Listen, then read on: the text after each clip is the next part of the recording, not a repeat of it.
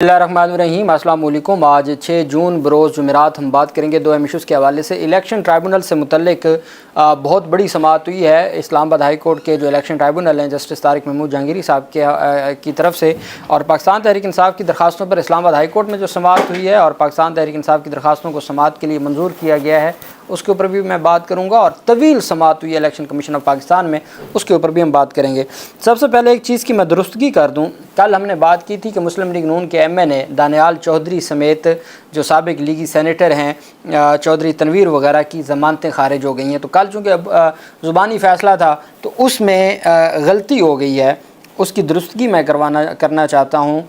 तहरीरी फ़ैसला के मुताबिक कि मुस्लिम लीग नून के साबिक सेनेटर और लीगी जो रहनुमा हैं सीनियर चौधरी तनवीर की जो दरख्वास्त ज़मानत है पाकिस्तान तहरीक इंसाफ के साबिक MPA अदनान कत्ल केस में रावलपिंडी से, तो लीगी साबिक सेनेटर चौधरी तनवीर की अबूरी ज़मानत खारिज कर दी है, जबकि उनके बेटे लीगी MNA जो इस वक्त MNA हैं उनकी ज़मानत मंजूर कर ली, अबूरी ज़मानत।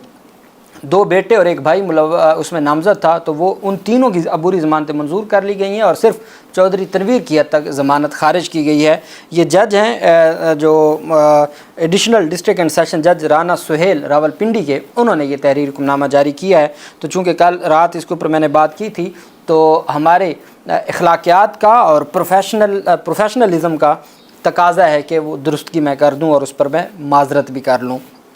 अब हम आ जाते हैं इलेक्शन कमीशन ऑफ पाकिस्तान में बहुत अहम समाअत हुई है चीफ़ इलेक्शन कमिश्नर की सरबराही में, और इस समाअत को कहते हैं कि पूरा टिल लगाया मुस्लिम लीग नून के उम्मीदवारों ने, और हत्ता के जस्टिस तारिक महमूद जहांगीरी साहब जो मुअज़्ज़ज़ इलेक्शन ट्राइब्यूनल के जज हैं यहाँ तक कह दिया कि इलेक्शन ट्राइब्यूनल मुतासिब है।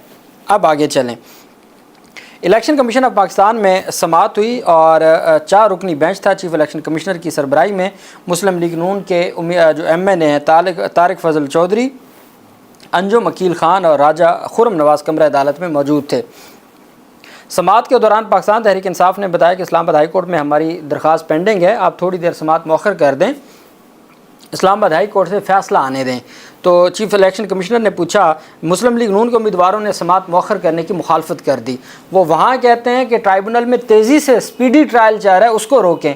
यहाँ वो चाहते हैं कि स्पीडी ट्रायल चले चूँकि यहाँ उनको वारा खाता है। मेंबर बलोचिस्तान ने कहा कि अभी तक अदालत से स्टे नहीं आया। इसी के साथ इलेक्शन कमीशन ने PTI वकला की दरख्वास्त समाअत मौखर करने की मुस्तरद कर दी। इलेक्शन कमीशन ने चीफ़ इलेक्शन कमीशन ने रिमार्क दिया कि दरख्वास्त गुजार के दलाइल सुन लेते हैं, आप नोटिस ले लें।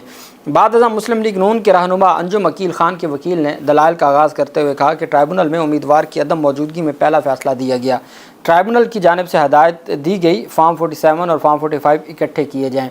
हमने लिखा कि इलेक्शन कमीशन ने रिटर्निंग उम्मीदवारान को नोटिफाई किया। ट्राइब्यूनल इलेक्शन कमीशन की बनाई गई बॉडी है, ट्राइब्यूनल इलेक्शन कमीशन को हदायत जारी नहीं कर सकता। उन्होंने बताया कि 30 मई को वकला और लीगी उम्मीदवारान ट्राइब्यूनल के सामने पेश हुए और हमें यह महसूस हो रहा था कि ट्राइब्यूनल हमें वक्त नहीं दे रहा और जल्दी में मामला चलाया जा रहा है। शुएब शहीन भी कमरा अदालत पहुंच गए। शुएब शहीन ने कहा कि हमने इलेक्शन कमीशन के ऑर्डर को चैलेंज किया, इससे मुतल्लिक़ अभी फ़ैसला आना बाकी है, हो सकता है हमें स्टे मिल जाए, आप हमें सोमवार तक का टाइम दे दें। इस पर चीफ़ इलेक्शन कमिश्नर ने कहा कि अगर आप किसी अदालत की तरफ से समाअत ना करने का रोकने का कोई हुक्मनामा है तो वो ले आएँ। मुस्लिम लीग नून के रहनुमा के वकील ने बताया कि इस्लामाबाद हाई कोर्ट के रजिस्ट्रार इलेक्शन कमीशन के लगाए गए रजिस्ट्रार नहीं हैं। ट्राइब्यूनल में उम्मीदवार की अदम मौजूदगी में पहला फ़ैसला दिया गया और ट्राइब्यूनल की जानिब से हदायत दी गई फॉर्म 45 और फॉर्म 47 इकट्ठे किए जाएँ। हमने लिखा कि इलेक्शन कमीशन ने रिटर्निंग उम्मीदवारान को नोटिफाई किया। इलेक्शन ट्राइब्यूनल ने मुकर्ररा वक्त के बाद भी पिटीशंस समाअत के लिए मुकर्रर की। वकील मुस्लिम लीग नून ने बताया कि इलेक्शन ट्राइब्यूनल ने तमाम फ़रीक़ैन को जवाब जमा कराने के नोटिस भिजवाए। ट्राइब्यूनल ने इलेक्शन कमीशन को भी नोटिस जारी करने की हदायत की। इस पर मेंबर खैबर पख्तूनख्वा इकरामुल्लाह खान ने दरियाफ्त किया कि क्या इलेक्शन कमीशन को इलेक्शन ट्राइब्यूनल हदायत दे सकता है। जिस इदारा ने इलेक्शन ट्राइब्यूनल को तख्लीक किया है वो उसे हदायत दे सकता है। वकील नून लीग ने कहा कि इलेक्शन कमीशन को ट्राइब्यूनल हदायत नहीं दे सकता। मेंबर सिंध निसार दुरानी ने कहा कि इलेक्शन ट्राइब्यूनल ने तो हदायत ROs को दी होंगी। वकील ने बताया कि शहादत गवाही ना लिए जाने के बावजूद अरकान असम्बली को आखिरी मौका दिया गया। इलेक्शन ट्राइब्यूनल ने हमें मौका नहीं दिया।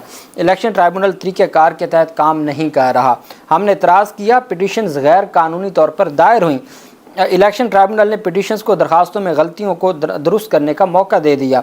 हमें खदशा है कि इलेक्शन ट्राइब्यूनल से इंसाफ नहीं मिलेगा। कोर्ट ऑफ सिविल प्रोसीजर इस केस में अप्लाई हो सकता है। इस केस में दोनों जानिब से सुना जाना है। अगर किसी एक पार्टी को नहीं सुना जाता तो ये कानून की खिलाफ वर्जी है। उनकी अपनी दरख्वास्त में लिखा है कि उनके पास सबूत हैं।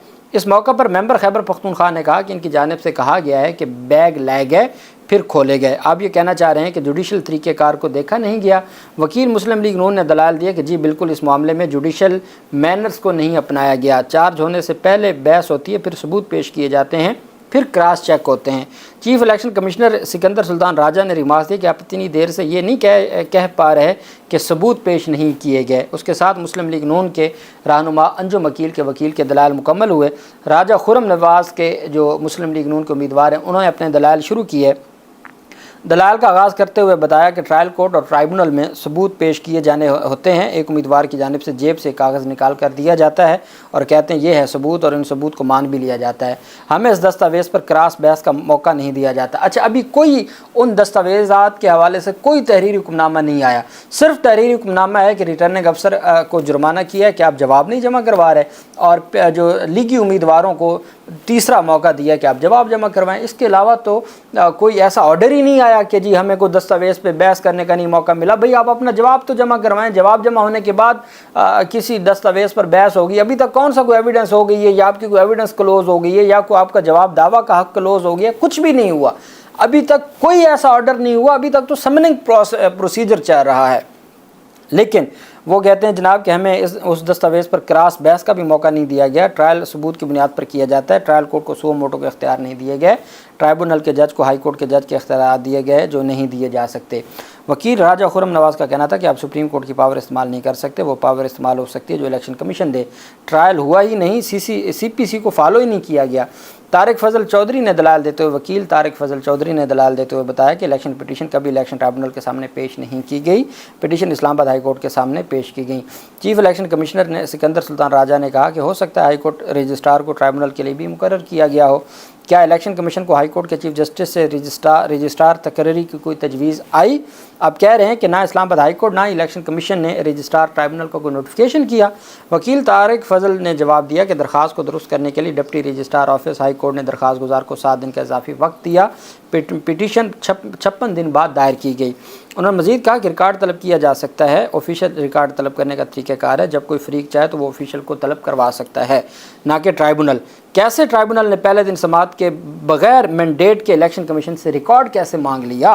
अब अगर रिकॉर्ड भी नहीं मांगना ट्राइब्यूनल ने तो फिर ट्राइब्यूनल क्या एविडेंस करेगा? वो क्या ट्रायल क्या करेगा? वो कैसे धांधली के ख़िलाफ़ दरख्वास्तों को, पहले तो कहते हैं जी कि ये मामला एविडेंस से होगा, एविडेंस के लिए ट्राइब्यूनल में जाएं। अब ट्राइब्यूनल अगर रिकॉर्ड मंगवा रहा है एविडेंस के लिए या ट्रायल के लिए, सबसे पहले तो रिकॉर्ड चाहिए होता है। क्रिमिनल ट्रायल है, पुलिस रिकॉर्ड लेके आती है। सिविल ट्रायल है तो वो रिकॉर्ड मौजूद होता है। अगर आप अपील में गए हैं तो वो ट्रायल कोर्ट से रिकॉर्ड मंगवाया जाता है। रिकॉर्ड के बगैर कैसे हो सकता है? लेकिन वो कहते हैं भाई आप इलेक्शन कमीशन का रिकॉर्ड बहुत मुकद्दस है, चूँकि सारा कुछ ओपन हो जाएगा। रिकॉर्ड तलब किया जा सकता है। ऑफिशियल रिकॉर्ड तलब करने का तरीक़ाकार है और हमें फेयर ट्रायल नहीं दिया जा रहा। इशू फ्रेम किए बगैर कार्रवाई की जा रही है। ट्राइब्यूनल जज मुतासिब हैं, जानिबदारी कर रहा है। हमें ट्राइब्यूनल जज से इंसाफ की तवक्को नहीं है। पाकिस्तान तहरीक इंसाफ के वकील अली बुखारी ने दलाल का आगाज़ कर दिया। उन्होंने बताया कि फॉर्म 45 सामने लाने से क्या हो जाएगा। दोनों पार्टीज़ ने अपने अपने फॉर्म्स देने हैं। ट्राइब्यूनल ने कहीं भी नहीं कहा कि टेम्परिंग हुई है और ना ऐसी कोई ऑब्जर्वेशन दी है। ट्राइब्यूनल ने फॉर्म्स आने के बाद उनका मुवाजना करना है और असली और जाली होने का फैसला करना है। शेब शहीन के वकील ने बताया कि इलेक्शन ट्राइब्यूनल ने इनसे ओरिजिनल फॉर्म्स मांगे हैं। 3 हलकों का केस है, दस्तावेज़ात पर मबनी ये केस है। इलेक्शन कमीशन ने ओरिजिनल फॉर्म्स देने से माजरत की। ट्राइब्यूनल ने इस्तदा मान ली। इलेक्शन ट्राइब्यूनल ने सर्टिफाइड कॉपियाँ जमा करवाई जो हमें भी दी गई। इलेक्शन ट्राइब्यूनल तमाम फ्रीकैन को नोटिस जारी कर सकता है और पहली समात पर दरखास्त मुस्तरद भी नहीं कर सकता। उनका कहना था मसला आरओ या इलेक्शन का नहीं है, मसला जीतने वाले उम्मीदवारों का है। इन्होंने फॉर्म्स नहीं जमा करवाए। दरखास्त गुजारों का कहना है ट्राइब्यूनल ने हमें सुने बगैर केस आगे बढ़ा दिया। ट्राइब्यूनल ने हमारी दरखास्त पर सबसे पहले हमसे ही फॉर्म जमा करवाए। हमने इस्तदा की केस को ज़्यादा देर तक मुलतवी ना किया जाए। अदालत ने हमारी इस्तदा मुस्तरद की और इनसे रिकॉर्ड मांगा। जल्दी इंसाफ मिलना कानून की ज़रूरत है। शुएब शहीन के दलाइल मुकम्मल हो गए और फिर उसके बाद अदालत ने इलेक्शन कमीशन ने तवील समाअत के बाद कल तक के लिए समाअत मुलतवी की। दूसरी जानिब जो पाकिस्तान तहरीक इंसाफ की दरखास्तें थीं 3 उम्मीदवारों की इस्लामाबाद हाई कोर्ट में, मैंने आपको बताया था रजिस्ट्रार ऑफिस की जानिब से उन पर एतराज़ लगाया गया था। अब उस इतराज़ पर चीफ़ जस्टिस आमिर फ़ारूक साहब ने समाअत की और चीफ़ जस्टिस आमिर फ़ारूक साहब ने जो रजिस्ट्रार ऑफिस के इतराज़ात हैं उनको कलअदम करार दे दिया, उनको रजिस्ट्रार ऑफिस के इतराज़ात को ख़त्म कर दिया और साथ ही दरख्वास्त को नंबर लगा के दोबारा समाअत के लिए मुकर्रर करने की का हुक्म दिया।